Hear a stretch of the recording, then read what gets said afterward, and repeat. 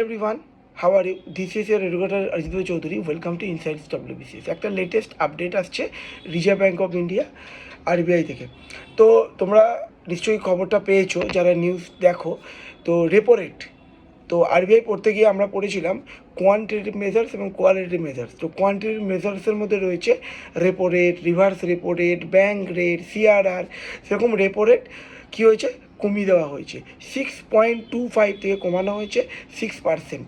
ঠিক আছে, খুব গুরুত্বপূর্ণ। তাহলে রেপো রেটটা কি? দেখো, রেপো রেট হলো সেই ইন্টারেস্ট রেট, মানে সেই সুদ যেটা কমার্শিয়াল ব্যাঙ্ককে আরবিআই লোন প্রদান করে স্বল্পকালীন ইনফ্লেশনকে ঠিকঠাক কন্ট্রোল করার জন্য। তো the repo rate is the interest rate at which the Reserve Bank of India loans money to commercial bank. আর রিভার্স তো অপোজিট, উল্টো দিকে। যখন আরবিআই যখন কমার্শিয়াল ব্যাঙ্কগুলি থেকে শর্ট টার্ম লোন নেবে, ঠিক আছে, এতে কী হবে দেখো, যখন এই ইন্টারেস্ট রেটটা মানে কমে গেল, কার লোন, হোম লোন, তাহলে কী হবে, তোমার অনেক সস্তা হয়ে যাবে। সিম্পল।